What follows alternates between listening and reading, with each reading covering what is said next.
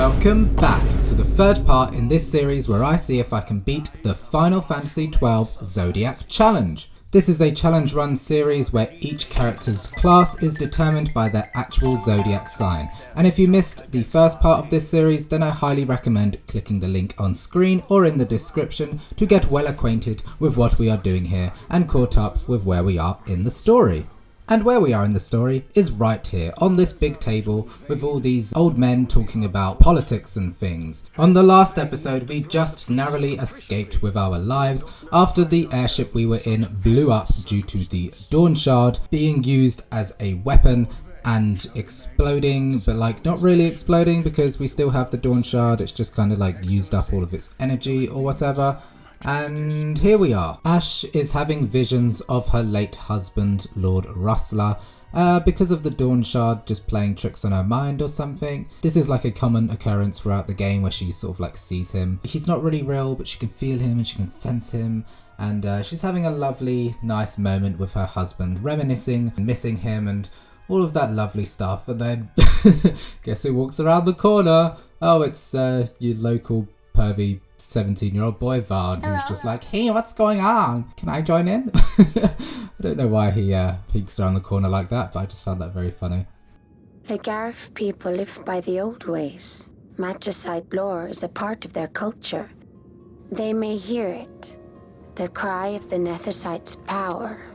So here we are setting up our next motive. We want to learn more about the Dawn Shard and Nephicite and the mystical powers that we do not understand, and Fran informs us that the Garif people of Sahara may be able to help us as they are more in tune with stuff like this. So hey, we now have an incentive to go on another adventure. We get a nice reminder of why we're all in this fight. Balthier is after some good treasure. He's not quite sure yet what he wants, but he's going along for the ride just in case. And he takes Ashe's ring as like compensation until he finds something better. And we get another reminder just of how useless Vaan is when Balthier asks him this very fair question, which he does not have an answer to. What is it you want, Vaan? What are you looking for? Me? What am I looking for? I guess... Well, you know...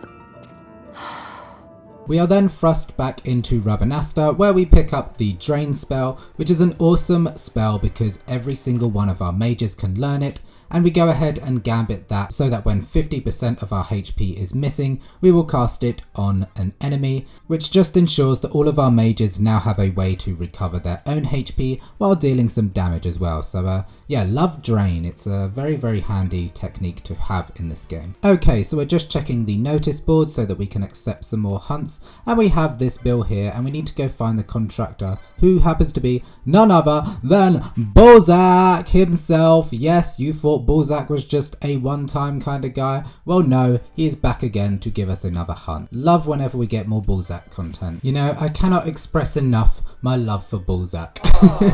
He really is the highlight of this game for me. We are running around the Geyser Plains and then, whoa, jump scare, giant frog of death appears, and this is actually one of our hunts. And we've managed to get slow off on him, which is really awesome. I believe it's one of our weapons. I think Bosch's weapon, can inflict slow. I can't really remember, but one of these characters can, and that's very handy. But we do actually cast Dispel on him because he has Protect and Show on him, and we want to do some more damage. But that of course removes the slow, which is a little bit unfortunate, as he instantly casts Regen on himself again. So we go ahead and cast a spell again, and then it is time to cast slow on him, because I kind of like the idea of him being slow. And every time we cast a spell, he seems to just immediately cast Regen again.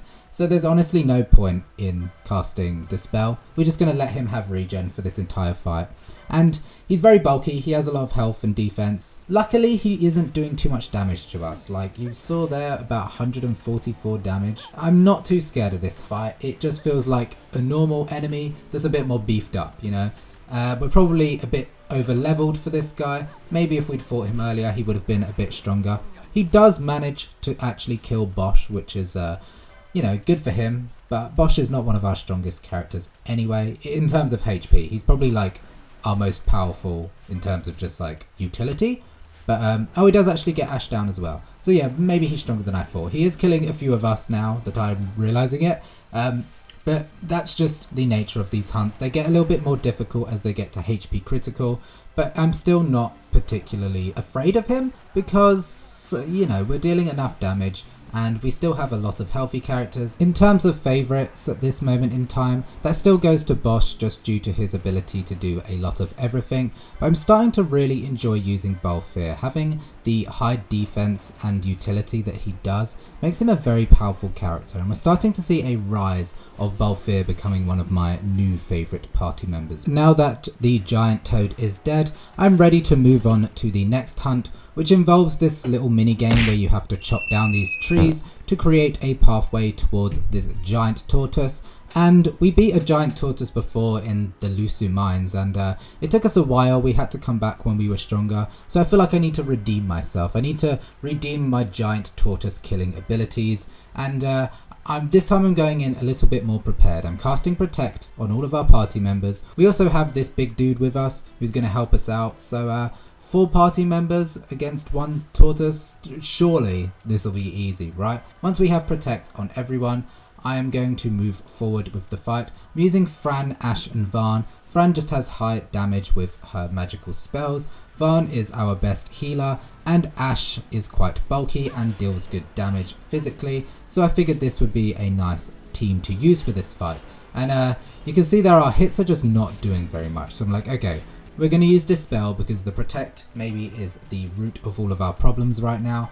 But Fran goes down like very quickly, and I'm like, whoa, we've barely done anything to him and he's already KO'd one of our party members. Yikes. There's also a bunch of other giant tortoises around that can sort of get involved in the fight, so I'm making sure to stay back a bit as we don't want them to join in and deal more damage to us and just be against 2 enemies, because that sounds terrible. But yeah, you can see here Gill Snapper likes to use Disable, and that is a problem because Disable just renders us completely useless. Luckily it doesn't last very long, but I just figured I would swap out one of my party members so we only have 1 disabled character, and then as you can see it wore off and Vaan is now back in the game.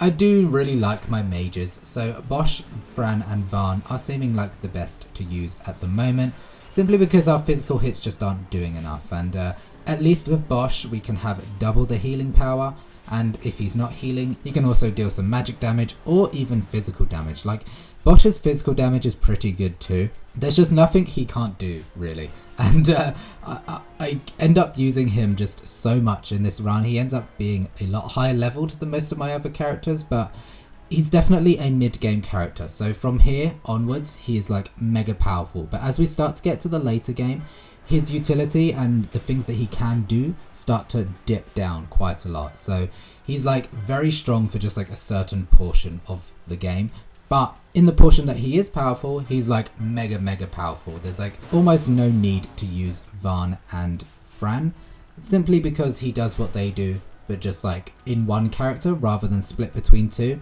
So like if you're in an area where you need a lot of black magic, you can use Basch and Fran together. If you need extra healing, you can use Basch and Vaan. Or if you don't really need much magical stuff in general, you can just use Basch on his own to cover both black and white mage roles, which is why I just like him. And like he also has a shield, which means that he can block quite a lot, and his physical damage is fine. Yeah, all I'm doing is singing Bosch's praises, but this fight is going on for quite a while. People are dying. There's people that are dying. We are slowly starting to run out of MP at this point, and he's knocked out quite a few of us. So I've brought out Balthier as a way to sort of see what we can do against him in terms of time magic. This is usually how I go about all of these fights. I just go in blindly with just like a team of my favourite characters, and as soon as things start to get difficult, I bring out Balthier and start testing out whether I can use Disable or Immobilize or Slow, and you can see there, Disable works on him. But it's just very hard to get off. Balthier has like the lowest magic of everyone in the game, and the chances of Disable working and all of the time BattleMage magic skills working is determined by your magic power, and because Balthier's magic power is so low, it just means that it's very rare that we ever actually get off any of his abilities, and we have to keep casting them over and over again, wasting time when we could be dealing damage, which makes it very difficult. But they're actually super handy. Like as soon as you get Disable off, if you're very lucky, you are just like laughing because they cannot do anything, and you have a lot of time to just dish a lot of damage and revive people if need be. But yeah, you can see here this first attempt was a fail. So I try again, and we get his health down a lot lower this time. He's nearly on HP critical. I feel like we can do this simply because of how close we got in this one. I'm just quickly reviving everyone. You can see once he gets to HP critical, he just starts spamming Blizzara, and Blizzara does like over 1,000 damage to most of our characters. And a lot of our characters don't have 1,000 HP to spare, you know? Ashe has the Dawn Shard on her, which is why she's silenced, and it just gives her like loads of magic defense. You can see she only takes 500 damage from Blizzard. Yeah, that doesn't seem to be enough. Even with her high HP and massive magic defense, this guy's too powerful, and coupled with Disable as well, like this is a very challenging hunt at this point in the game. So I do leave it there at 2 deaths, and then we head over to the Ozone Plaine, but I will come back to this fight soon enough, don't you worry. The Ozone Plaine is one of the more uninspired areas of this game. There's not really many defining features or interesting creatures, so we kill a few of these giant unicorns and some slivery little snakes before heading off to our destination in Sahara. And of course we do that thing that we do every time we enter a new area. Get in, loser, we're going shopping. We buy every new weapon and armor to upgrade our characters, have a little catch-up gossip with the chief of this land before we are rudely interrupted by this problematic twink. Larsa? And I say problematic twink, he's actually like a pretty decent character. Considering he is the little brother of the main antagonist of the story, he actually wants peace between Dalmasca and Arcadia, and is willing to escort Ashe along her journey to Mount Bur-Omisace, where she can prove to the king of the land that she is the princess and then become the queen, and call for peace between the two nations. And I don't really know what the plan is. I feel like even if she were to become queen, why would that mean that Vaan is going to listen? I feel like his plan is always to conquer, so I don't see how her becoming queen is going to solve anything, but they're trying the best they can. And I actually like Larsa. I think he's a decent character. I think he has good intentions and has not yet been poisoned by the ideologies of his brother, and it makes him quite a compelling character. It's nice to have such an important person on the other side of who we're trying to defeat on our side. Yeah, I kind of wish he was a main party member. That would actually be pretty cool. And I feel kind of bad for calling him a problematic twin, because he's definitely not that. How dare you say that? Ashe is having visions of her ex-husband again, and she's like, Rustler, you're here. I must run after you. My love, come to me. Oh, it's Vaan. What a disappointment. Imagine that. You're about to see your husband again after all of these months without him, and then it's just like this doofy little kid. They're attempting to give Vaan a bit of story here, trying to entwine him in the story by giving him this little conversation with Ashe about loss and death. I almost like forget that Vaan lost his brother because it's just like so unimportant compared to what else is happening. We are dragging the... It's also not really been mentioned much up until this point. At the beginning of the game, yeah, because it just happened. But since then, it's just been put on the backbone. And I guess that makes Vaan kind of lame. Like, sorry your dead brother isn't enough to compel me, but every other character in this game is just so much more interesting and has so much more to offer. It's just a shame that Vaan doesn't really get much in the limelight, and then whenever they try to, it just doesn't really work. But that being said, I still like Vaan as a character and his personality. I just don't think the story lends itself very well to him. Let's move on from some story stuff and go into some more hunts. We are told by this guy that we need to kill some Woo before this monster appears, so we go ahead and kill the Woo, and then the monster appears, and he's not very tough. I think he's like a level 2 hunt, which is way above what we are able to do at this point in the game. He does have Protect on him, so I'm using my mages Basch, Fran and Vaan to deal damage to him. Larsa is also with us, just doing his little Larsa thing, healing us up and dealing some physical damage. But honestly, Aero is so strong at this point, you can see it's doing like 1,000 damage. I am not worried at all about this guy. He is just doing a few little pathetic kicks to us. He is kind of cute, I'll be honest. This enemy appears quite a lot, and there is something very cute about this giant dinosaur with no arms and giant feet. Don't ask me why I like him, I just do, you know? The heart wants what the heart wants. I find there's something very comforting about his presence, even though he is trying to kick us into submission. I just think he's adorable. Okay, word. But yeah, that is the Encalados down. And I'm feeling pretty confident, so I'm like, let's give the Gill Snapper another go. And of course he uses Blazara on us and destroys us.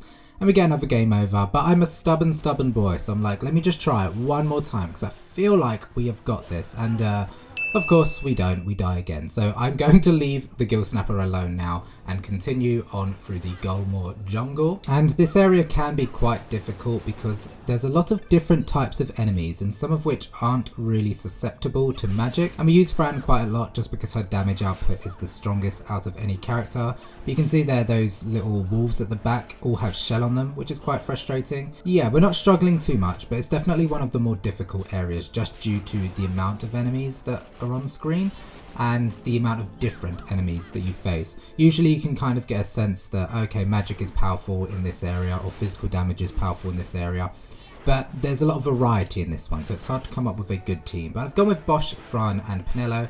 Basch to do our healing and damage, and then Penelo is also there to deal physical damage, while Fran is doing her magical damage. And even though Basch has black magic spells, his magic power is a bit weaker than Fran's, so she ends up just being like a much better damage dealer. But as you can see, she does die fairly frequently due to her low HP and defenses, and because we use her as our party leader because we want her MP to recover the most, she ends up dying quite frequently. But that is the Golmore jungle, and it's one of the cooler areas of the game. I like the sort of dark, woody, sort of mystical vibe to it. And it's so mystical because Fran happens to live here. One of the most mystical queens in our party happens to live in this jungle, but she sort of fingers around the air. What's your profanity? And creates a pathway to lead back to her old village, which is full of bunny people.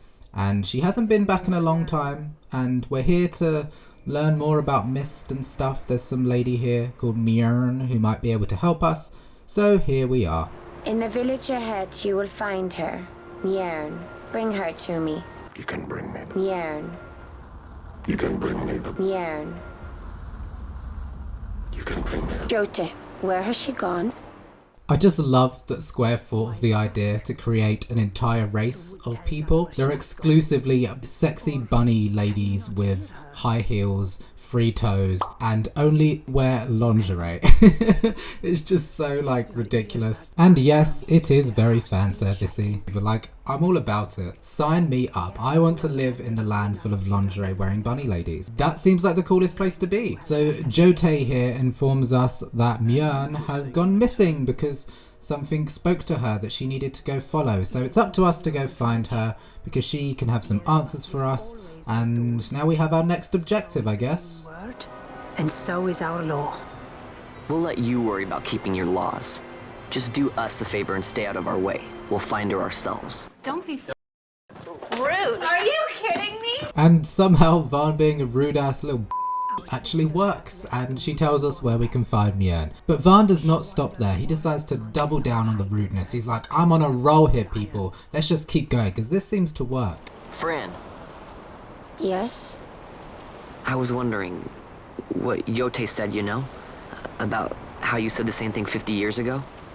Your point? How old were you again? I remember thinking, I'm about to beat this up. Nice fun. Surprisingly rude. Try to grow up, please. Anyway, I'm starting to get withdrawal symptoms, and my boy Balzac needs me to go fight this monster in the Wester Sands, so I will do that for him. We have this giant dragon dude in the middle of the desert, and this fight is actually really awesome. One of my favourite hunts thus far. The dragon has a huge health bar and likes to use Immobilize on us a lot, and this is where Fran shines, because Immobilize stops you in your position so you cannot get any closer to the enemy, but it doesn't stop you from using any magical techniques or hitting from a distance. If you're using swords, then Immobilize kind of renders you useless because you cannot get close to the enemy to deal damage to him. But luckily Fran can use her magic spells at a distance. This guy happens to be weak to fire magic, and Fira is happening to do around 2000 damage, which is way more than any of our other techniques are doing. You can see physical hits there are doing between like 200 and 500 damage. One of our characters is actually healing him. I believe it's Basch. I think Bosch's weapon is maybe ice or something, which is not very good because this guy seems to be healed up by ice. But yeah, Fran is the way forward for this. I don't believe Basch has Fira yet, which is why I am not using Fira on Basch. Oh yeah, you can see that his mace is a water mace, so that is why it is healing him. So Basch is kind of useless. I do actually swap him out for Vaan because Vaan can now be our dominant healer and can still do damage to him when he's not healing. But it's all about keeping Fran alive. Fran is the gal in this. And this guy also likes to cast a lot of status effects on us, such as Confuse and Immobilize and Silence. And it can be quite frustrating. He also casts Protect on himself as well. So this guy does a lot, has a lot of health, deals damage, but doesn't feel too broken. It's not one of those frustrating fights where you have to like change up all your gambits and there's like some weird stupid gimmick to it that just like is really frustrating or annoying. It's just a solid, strong fight with a very exploitable weakness, and it just becomes a game of let's keep Fran alive as much as possible because she is the only one who can actually damage this guy. This is quite a long fight, so while it plays out in the background, I'm going to ask you guys to please like, comment and subscribe if you haven't already, as this just lets me know that you guys are enjoying the content and want me to make more. You can also leave a tip on YouTube using the thanks button if you have the money. Don't worry if you don't.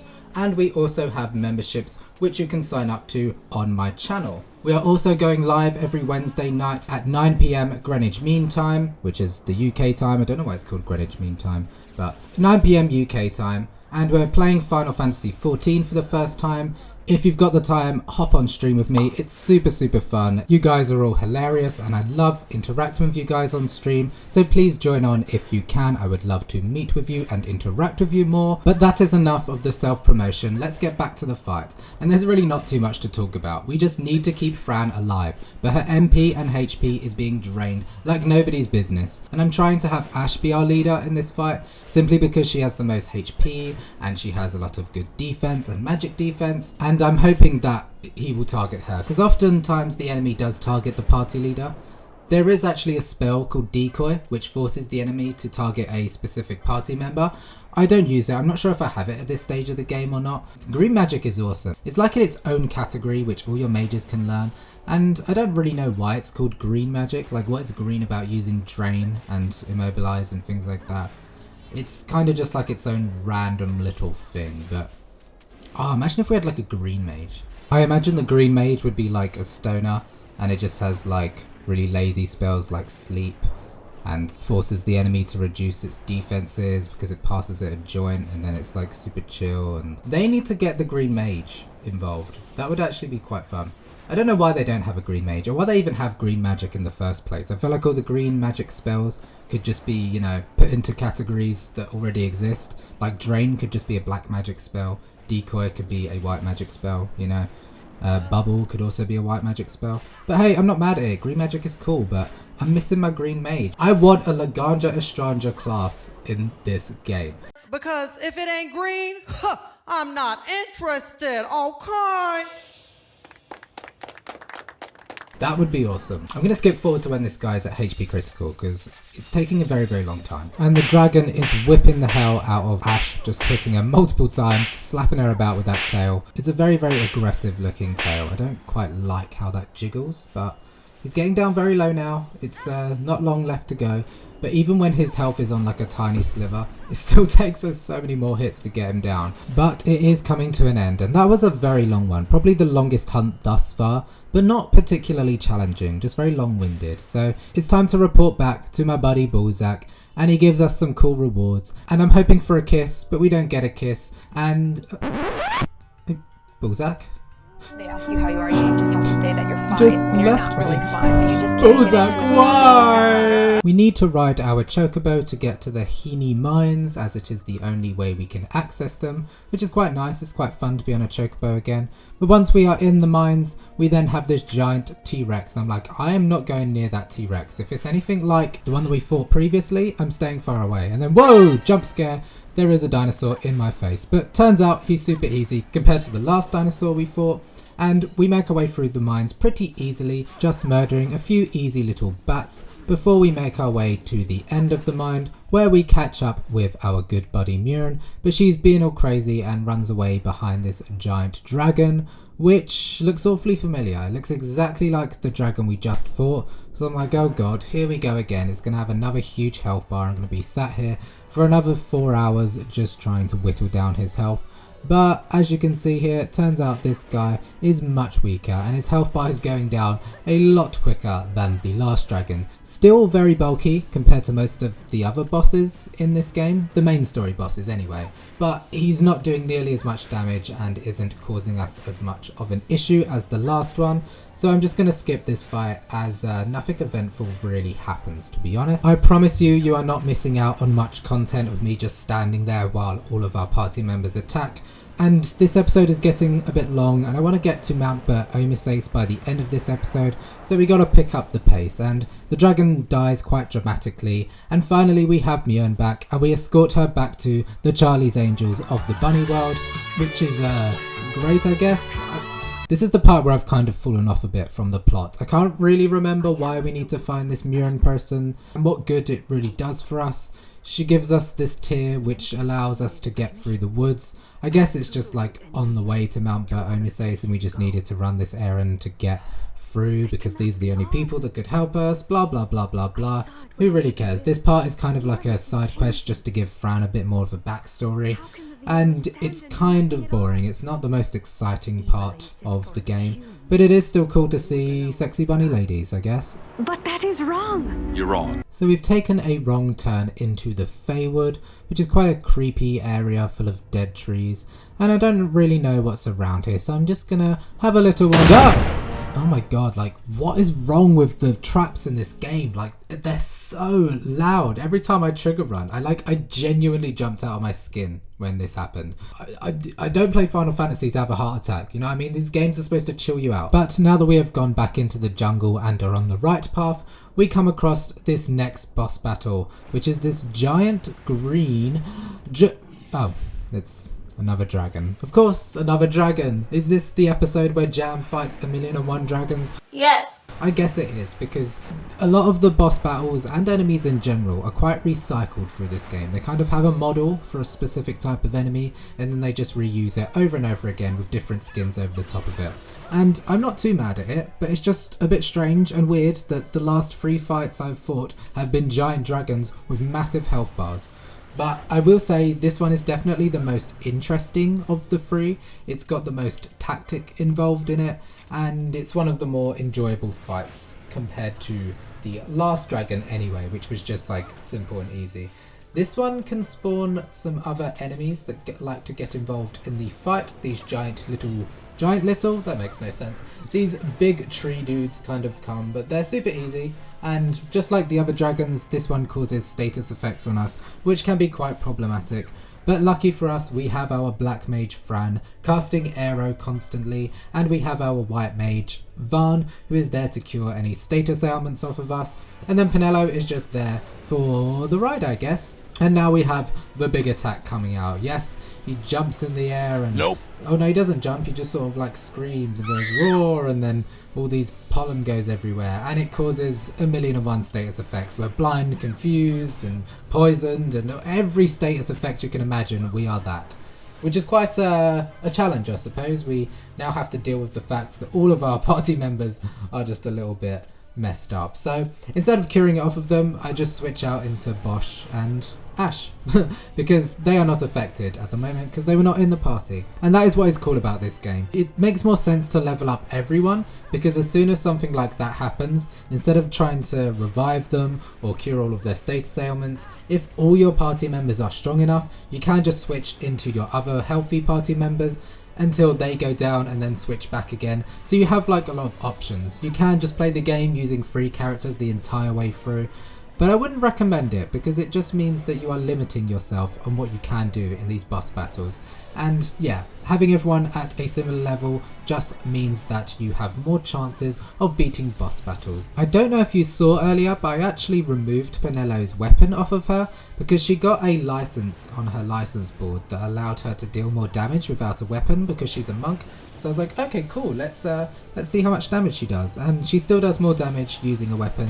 So I don't know what the point in that license even is. Why would you bother being unarmed when the poles just do much more damage and give you some evade as well. And this guy has now done the second of his really big attacks and everyone is affected. Apart from Ashe, she managed to get out of it scot-free. I'm not too worried though because we are getting towards the end of the fight. I'm just waiting for some characters to be attacked so that confusion can come off of them. And we have a very unhealthy looking team there. Balthier and Ashe are the only two that are actually healthy. So I'm relying on them two to get the fight done. Larsa is also kind of useless, he's slow and confused, and eventually we do get him down after a few more hits, and that is the last we will be seeing of any dragons, at least for this episode anyway. Who knows if they will be back. And in dragon fashion, he has a nice big dramatic death, which is always lovely.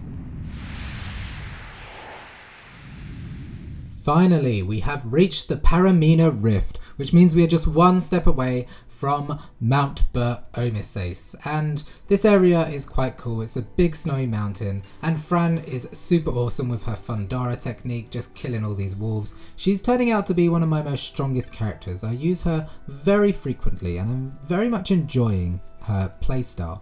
And this area is a little bit daunting just because you've travelled so far to get here and you just have another giant area to get through, but we do eventually get through it quite easily. And then here we are in the awesome mountain city, Mount Bur-Omisace. Yes! So I know what you're thinking, this will be the end of the episode because we have made it to our destination, but I think it's about time I tried the Gill Snapper one final time because we've gotten pretty strong since I last fought it. And more importantly, we have learned Fundara now with both Basch and Fran, and you saw what Fundara did to those wolves. So I'm feeling like with Fundara we might be able to get through this fight. So I'm using Vaan, Basch and Penelo just to see how things go straight away, getting Dispel off, and Fundara does 2000 damage and I'm like, right, clearly this is what we needed the whole time. Fundara was the missing key. But of course that doesn't mean it's an automatic win. We're still going to take 1000 odd damage from Blizzara? But actually Blizzara doesn't do all too much damage, it only does like 200 this time. But of course, it's not HP critical yet. When it gets to HP critical mode, that's when it starts dishing out even more damage. And its Stomp is doing a lot despite having Protect on us. But now we have Fran and Basch in the party. They are both dishing out Fundaras and doing 2000 damage a pop, which is crazy. This is exactly what we needed to get the job done. And I kind of wish we managed to defeat it when we were weaker. But it's still a challenge. Like, this is by no means any easier. We are still disabled, we are still being thrown lots of strong attacks and status ailments, so it's not like it's become immediately easier. We do actually get Disable out on it, which is lovely, but we need to make sure that Disable lasts till when he gets HP critical, because that is when the pain is about to be dished out. And it is lasting a very long time, but it's looking like it's probably going to break free very soon. But to our luck, it just doesn't break free. It's still casting Blizzara, but Blizzara is just not doing enough damage to us at all. Maybe it's stronger equipment, I don't know.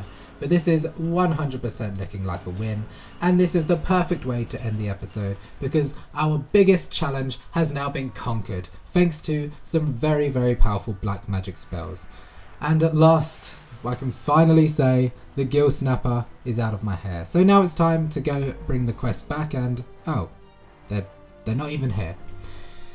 So we did all that, and they're not even showing their faces. We have to wait till it's a dry season until we can continue. But this is where I'm going to leave the episode, guys. We have conquered a big challenge this episode. We have made it to Mount Bur-Omisace, and we've killed our biggest rival, the Gill Snapper. So on the next episode, we will continue to meet with the king of Mount Bur-Omisace and see whether he accepts Ashe to be the queen or not. But until then, guys, I hope you enjoyed the video. My name has been Jamsack. See you guys next time.